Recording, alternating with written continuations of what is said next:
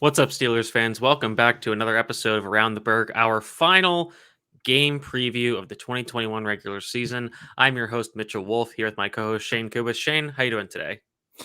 Doing all right. Looking forward to this game and wrapping up the season. Pretty much regardless of how it goes. I'm pretty just kind of happy for things to maybe be over at this point, the way Yes. things have Yeah. gone. So Yeah, we're we'll see. we're very happy to be getting to Yeah, the finish line here. yeah. See what we're gonna So, do in the off season. So so as usual, we're going to break down the news and notes from the week. Then we'll get into a discussion about TJ Watt's case for Defensive Player of the Year and can he get the sack record? And then, of course, we'll preview the game against the Ravens. So first, the biggest piece of news is that while the Steelers are getting a lot of players back from the COVID list, including Devin Bush, Joe Schobert, Chris Wormley, Arthur Mollett, Anthony McFarland, Zach Banner, they're also losing Deontay Johnson, Joe Hayden, and Kendrick Green, and defensive coordinator Keith Butler to the COVID list. yeah, So of these absences, which one do you think is most significant, Shane? I think it's a toss up between Johnson and Hayden. It just kind of depends on because Johnson's had kind of a weird last couple of weeks where it's a few weeks ago I would have said Johnson easily just because as good as Hayden's been when he's played, like it's still our number one target on offense. But it's going to really be both of them because I think that with Hayden in there in the lineup, we match up better against their receivers with him in there for sure.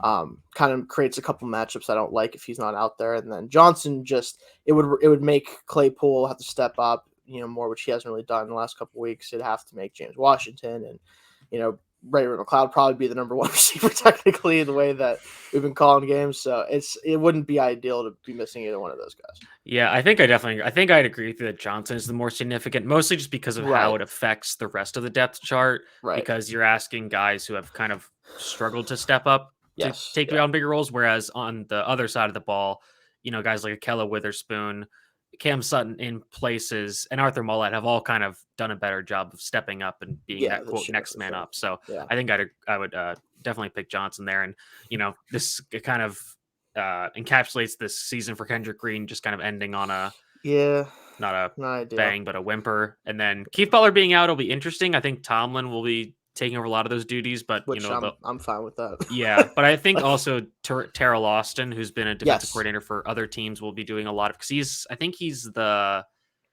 secondary coach, but he's also like special assistant to the head coach. He has his designation is like more than just secondary coach. Yeah, he has more responsibilities than just that. Yeah, because he has a lot of that experience, so he's like a good guy to have on staff for situations like this. And then with other injuries, Buddy Johnson, Trey Turner, and Dan Moore are all dealing with kind of various injuries. Buddy Johnson was out last week. I feel like he'll probably be out this week again too. Turner missed, I think, the last series or two in the game, and then Joe Haig replaced him, so they might kind of go with that again. Maybe, and then Moore, he gutted it out against the Ravens. I feel like he might play because he said something just didn't feel right. Like it might not be like a bad thing. So, it's if he doesn't play, it's gonna be weird. Like I'm wondering, do they bump Chooks over and put in Banner at right tackle? Do they? Yeah, I mean, because now they're really thin on the line, basically. Yeah, because like Hassenauer is already going to be starting at center, like he was going to be anyway, probably. Yeah. Turner, like you said, he's kind of banged up. I'm not sure how that's going to work out. If he can play, then maybe Haig is a tackle on one side or the other. Probably, I'm assuming they might just let Corforth stay at right. They've also been elevating and like protecting Rashad Coward. So I imagine put him at guard and then somebody else at tackle. Maybe. But yeah, I mean they're running pretty thin right now, so that's concerning for me. Yeah, for sure. Yeah. And then for some reason, the Ravens actually have nobody on the COVID list as of right now. Yeah, which is right pretty now. Surprising. Kind of, yeah. I mean, with the way it's been going, but but they have a ton of players injured. They had a lot of guys in this practice on Wednesday. Here's the update from today. A few of them were back at practice, but they're still just really banged up along the cornerback and offensive line. They have a lot of issues there. Yeah, so and in these last 2 days, they kind of have give those veterans the day off. So they kind of just different groups of guys taking the day off, kind of like the Steelers do. But again, they're really thin at corner and offensive line. So I think that'll be interesting to see how the Steelers take advantage of that. The biggest one, though, is Lamar Jackson. I think will most likely be out again. Yeah, that's what I was on the Around the Flock channel, also on ATV. You guys check that out. Talking about that, and they said that everything they've heard too is basically that Lamar should be shut down for the year. Pretty much. Yeah, and we'll get into this later, but like this kind of just falls in the category of them being like, we really shouldn't try to make the playoffs because it would honestly be detrimental to our team right now. Yeah, there's no. I mean, they're in as far as the same boat as us, is where like their issues are much more injury related than ours are. But like they're at a point right now where this team probably doesn't deserve a playoff spot and isn't going to accomplish much of anything if they get there. So it's hard to want to risk him for possibly the offseason getting better and getting healthy, opposed to just kind of playing out the string and letting it go. Yeah, and essentially, where the Steelers just need a win or a loss in the Chargers-Raiders game, the Ravens need a Raiders win to get into the playoffs. But I think that that in of itself is unlikely, but they also need that Jaguars win, which again seems pretty unreliable. Yeah, I can't really pick that as an option. But again, like you said, the Colts haven't won in Jacksonville since 2014, which is absolutely insane. And this could be like the Jaguars. This is our final stand. Let's ruin somebody's season, but I just don't know if they have the coaching or the talent to do it. No, I don't. That's the problem. Is like even like last year's Jaguars team, as bad as it wasn't like they were in more games last year than they were this year realistically overall. Like they had better coaching compared to especially having Urban Meyer in there for most of the year. Like it's a tire fire there, and like they're going to need the offseason to even get anything sorted out. So I'm not banking on that trend continuing. I'm curious, who's your if you could. Of the kind of guys that are being rumored for Jacksonville for the next head coach, who would you want to be their next head coach? Caldwell. You want Caldwell? Okay. Yeah, I want one. I just think he just deserved opportunities before this, and also they need a veteran coach who is an adult in the room. Yeah, right? I definitely agree. They just need even if he doesn't end up being like the coach that's there when they're winning again, they need somebody to actually be in there and knows how to run an organization effectively. I mean, he gave Detroit their best success they've had, in the past 20 years. So like if he can do that there, I have a feeling he could figure stuff out with Jacksonville, especially with some of the players they do have in place there. Yeah, I really like Doug Peterson there, honestly. Yeah, I saw you talk about that. And that is apparently there's some talk that he would be okay with Balky as a general manager, which that's a problem. Yeah, but just thinking about how Carson Wentz was able to succeed earlier in his career, and again, part of that is because of Frank Reich. Yeah, but for sure. If you just think about the way the Eagles ran their offense during that time when the Eagles were playing well before they kind of had the whole injury issues and then the power struggle. Right. I think that offense could work really well with Trevor Lawrence's skill set. It seems very similar to what he ran at Clemson. So from a just purely football on the field standpoint, I really like Peterson. But in terms of everything else, I think you're right. The Caldwell's a really good choice. Yeah, I think they did interview him either yesterday or something like that. Caldwell, I think so. Yeah, definitely interested to see if he might, even if he's not brought on as the head coach, maybe he is looking at a job there in general, which would be cool for sure. Yeah. Okay, so next we're going to get into if TJ Watt can get the sack record and kind of his case for defensive player of the year, which we've talked about before, but this is the final week. So this is really the last opportunity. So right now, as we know, he sits at 21.5 sacks. He's leading the NFL. He's 1.5 away from the record. He also just won the team MVP award for the third consecutive year, which is the first time that's happened in Steelers history. It also brought up the fact that Ben Roethlisberger's only won that award once, which is pretty shocking. Yeah, I mean, I will say, like, in his defense, most of his career, he's either had one of his receivers put out just ridiculous numbers in comparison to their peers, or defensive players that were really, big time players. And especially since the last year he won it, which was 2009, I think there's kind of just been this understanding that Ben is Ben, and we want to give it to somebody else because it's like the MVP award in the NFL in the inverse. Really. They say that it's like we know it's going to be a quarterback, so let's just not pick a quarterback. Right? Like that's kind of what it is. So. Yeah, but anyway, so I dove into the numbers to try to kind of figure out if he'll be able to get it, aside from just assuming he will. But so he's currently averaging 1.54 sacks per game, and that is games he has played in. Yes, and not in that is counting the ones that he's left early. Right. Yeah. So last time they played the Ravens, he got 3.5 sacks. Yep. Right now, the Steelers defense is averaging facing 65 plays a game. The Ravens are averaging 69. Nice. And Watt has a sack percentage of 5% of pass rush snaps and 3% of total snaps. So based on those percentages of plays, he should get around 2 sacks. I want to say it was like 1.83 or something. Like that. Yeah. Okay, so that's kind of from the Steelers standpoint. From the Ravens standpoint, so far this season, they've had 702 dropbacks, 54 sacks allowed, which is a 7.7 sack percentage. Yeah. And then 742 pass plays, which is 7.3%. So it's around 7.5. And that means the Ravens, based on their 69 plays a game, that percentage, that's about 5 sacks a game, which is bad. Yeah, not great. Not great. No. So right now, Patrick McCarry is projected as their starting right tackle, but he's dealing with a hand injury. So that's obviously very bad for playing TJ Watt. And his backup is Tyree Phillips, who is...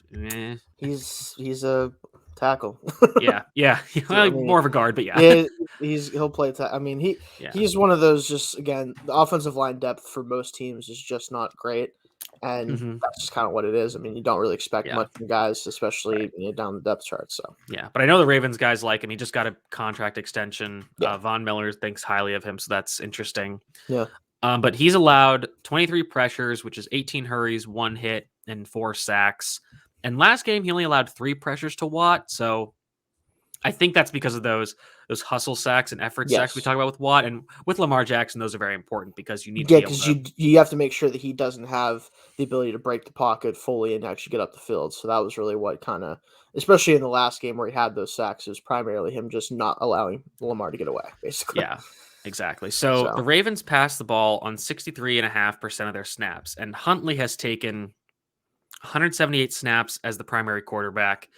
He has been sacked 15 times for an 8.4 sack percentage and taken pressure on 61 plays for a 31% pressure rate, which is a 27.3 pressure to sack ratio. So if we take all those numbers, we assume Watt is going to face 44 passing plays and he drops on 10% of those. So assuming that they're going to have him pass rush more than usual, it's also a very heavy running team, so they're not going to drop him into coverage very much. Right. Let's say he rushes on 40 pass plays.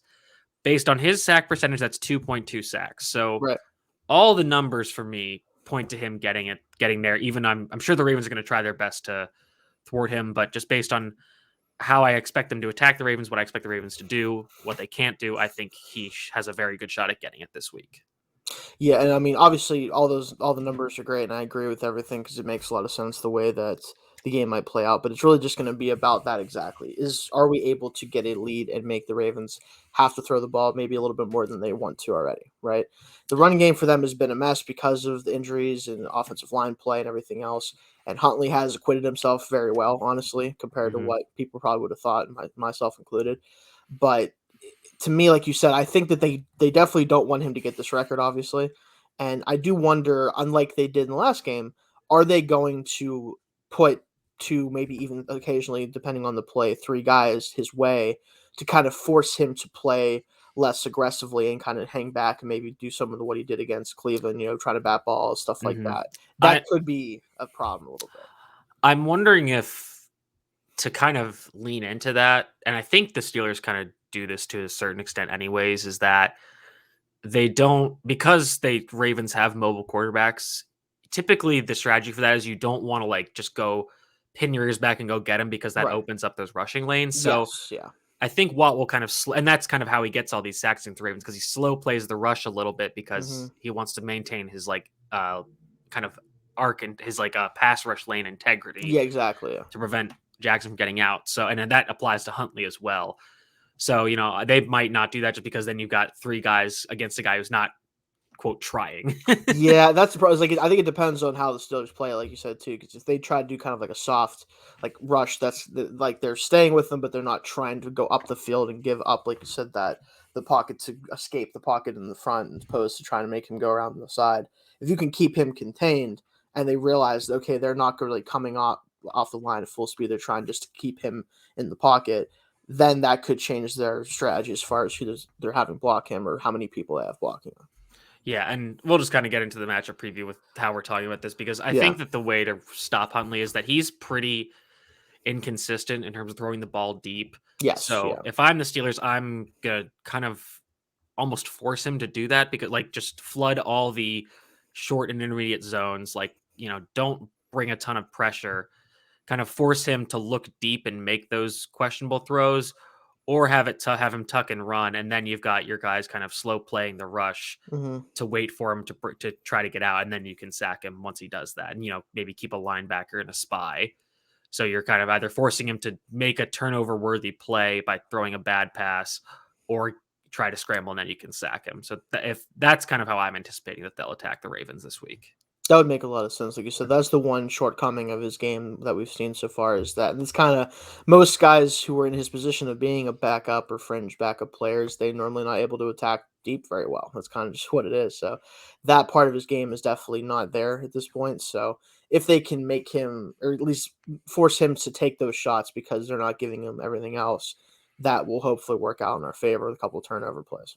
Yeah, absolutely. And I think getting a lot of guys back like Schobert, Bush, Wormley, that's helpful. And then, you lose Hayden, and that's not good. But I think that, with that, because you're going to be playing some more defensive backs, ostensibly, like, you're more likely, to drop into more zone coverages. So that might be the strategy on that side of the ball.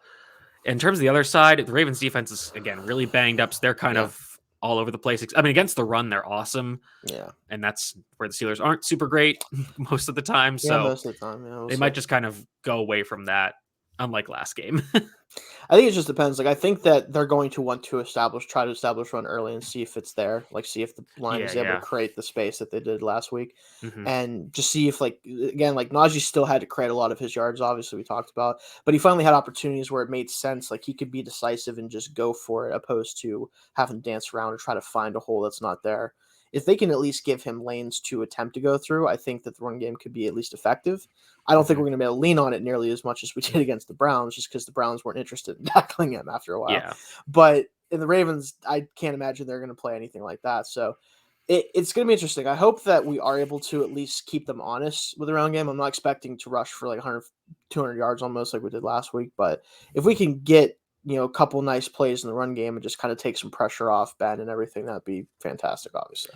Yeah, I totally agree. And I think the interesting thing is going to be like the part of that kind of is the difference is that the Ravens running a 3-4 and the Browns running a 4-3, and just the way the Steelers want to attack that is, or at least the way they can attack that, is that a 3-4 defense, the way that defensive linemen two gap and kind of just are there to clog holes, not necessarily get through them. Yeah, they're not trying to play make. They're trying to just cause havoc in the middle. Yeah, and that I think kind of more favors the Ravens in this case, because they can just clog the middle with guys like Brandon Williams and Calais Campbell. Yeah, and be like, once you pick a hole, like, we're gonna have a guy there. Like, he's gonna shed his man and get there, especially with how banged up the Steelers are on the offensive line. So that's another aspect of it that's interesting. And then the passing game, Ben had his game last week, which we talked about. So he's going to need to do more this week, I think, because because the Ravens are, again, really banged up at corner. Like, they're playing Tavon Young, who's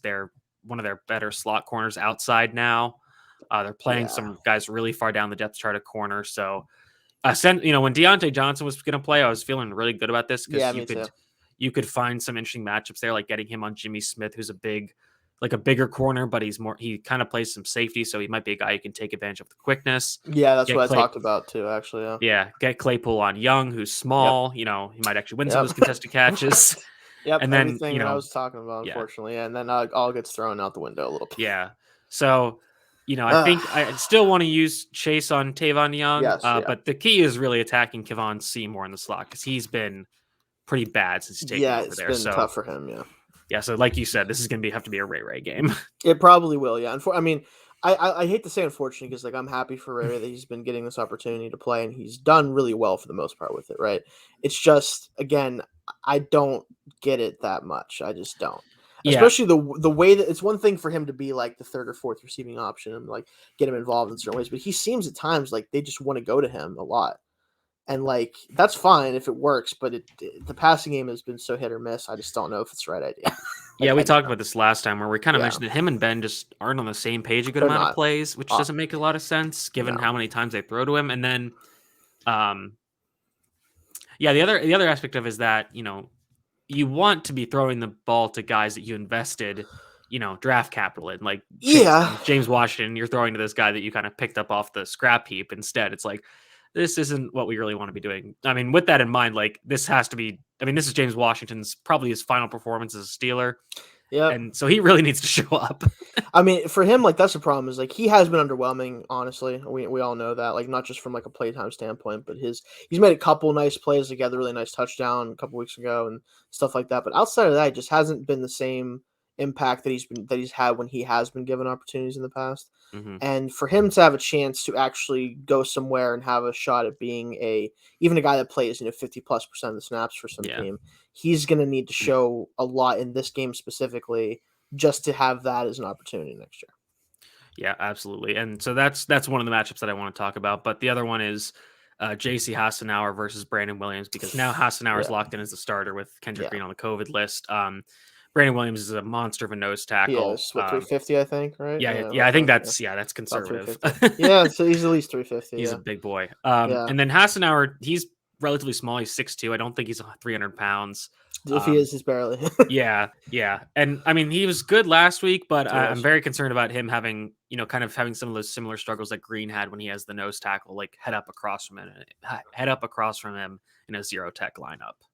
Yeah, it's a tough matchup for just about any center, just from a size perspective. Mm-hmm. The other thing, too, that's unfortunate is, like, we really can't afford to commit two guys to him because Campbell will destroy us. Yeah, exactly. So if it was just one of the two of those guys, it's like, okay, we can maybe get something done here, at least get him out off his spot a little bit compared to what we could with 101. But, like, you have to commit two guys to one of those two, or you're not going to get anywhere. Yeah, and they're gonna have like the whole complement of their defensive line too, like with their edge rushers like Odafe Owe and Justin Houston.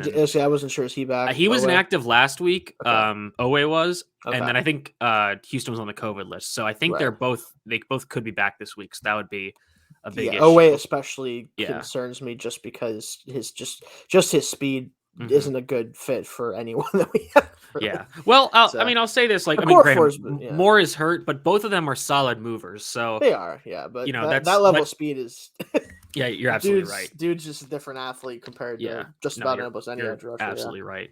Some of the other ones, TJ Watt versus Patrick McCarry, and we talked about that again, but there aren't many, I'll say starting, but have some grains of salt there there aren't many starting right tackles that I'd rather have TJ Watt go up against to try to get a sack record, to be honest. Yeah, it's, again, like, we're in a situation where, like, if the game breaks the way that I hope it does, Watt should have ample opportunities to break the record. Mm-hmm. It's just going to, like I said, kind of come down to how they attack Huntley. If they do want to do, like you said, like kind of like soft rush, let him kind of come to them basically after if the play breaks down.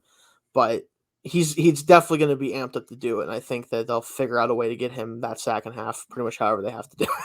Yeah, let's just hope he stays healthy, because like I feel like it could. Let me see. I have some wood here. I'm gonna knock on it. Yeah, I got but yeah, because I feel like that would just be like the worst thing is you get this great opportunity, and then he just tweaks that groin a little bit in the first quarter, and it's just over. Yeah, whatever. Yeah. But the other one matchup that I'm kind of concerned about, but it's Mark Andrews versus Devin Bush or Terrell Edmonds, and I say this because Mark Andrews is having his best year of his career, but for some reason, whenever he plays the Steelers, he just doesn't show up, in my opinion. Yeah, he just tends to, like, it's more so just the concentration drops happen. Mm-hmm. And, like, just weird stuff you just don't see much from him. Like, every year of his career, I've seen games where, like, he just, for some reason, just can't catch the football. Yeah. And, like, so he's just maybe just one of those guys where that happens occasionally. But this year especially, it hasn't really been cropping up nearly as much, except for really the Steelers game. Yeah, because like the first time we played, like, he had a few of those drops, and the final 2-point conversion, obviously not really his fault, but play that I maybe expect him to make. And then there was, I think this was this was the Vikings where Bush had the Tampa 2 pass breakup down the middle. Yep. But I mean, Bush, again, like before the COVID thing, he was kind of putting it together, especially as a coverage defender. Yeah, he was getting better for sure. And Edmonds has been pretty good this whole season. I'm really hoping they are able to bring him back after not picking up the option, because I think that he is in a position where, because he isn't the biggest playmaker, I think he might not command that much money from other teams. Right, that's kind of the hope, yeah. And then they can kind of get him at a relatively good value. Yeah. Okay, so that's all we have for the game.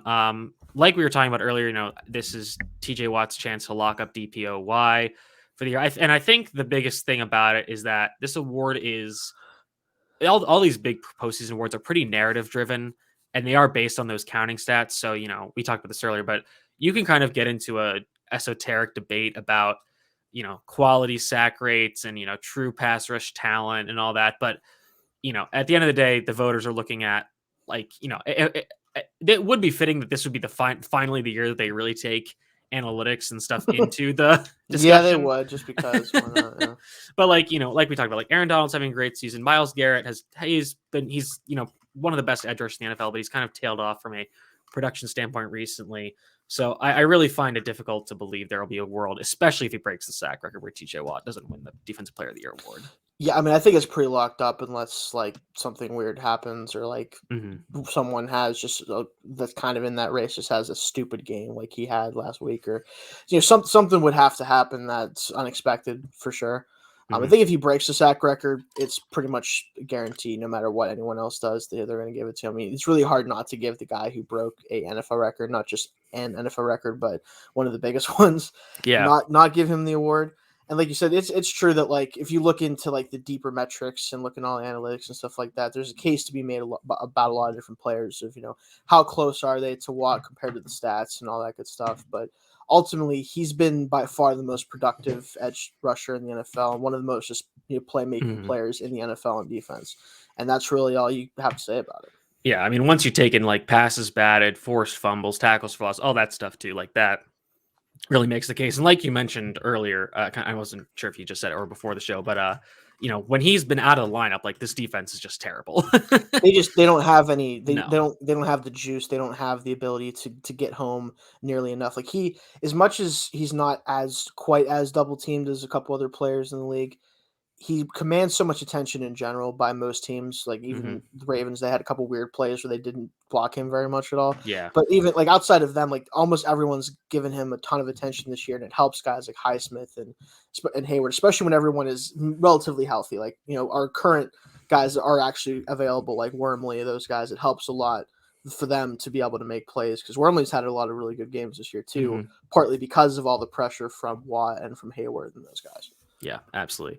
All right, let's get into the actual game predictions. Right now, the Ravens are favored by 5.5. Yeah. The over-under is 41.5, which the Ravens being favored by that much was very surprising to me, to be honest. It's definitely like... It's down to 5 points for what it's worth, but still, I'm surprised they're favored by that much. Yeah, especially, I mean, like, obviously, not that we've been anything to write home about this season, but like the Ravens' just injuries are just unbelievable. It's just like, it's almost just to a point where it's not even like funny to talk about. It's just awful.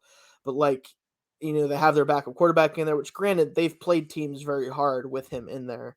And I think they are getting a little bit of the benefit of the doubt because of how well they've played against teams and how close they've kept it. And they're maybe thinking, okay, well, the Steelers have really had a lot of trouble almost every game putting any points up on the board. Maybe this is the time, maybe the Ravens can actually, win one of these close games. But it is weird for it to be that high. I thought maybe like if they're going to be favored, maybe like -2, -3, something like that. But 5 points is a lot in this league.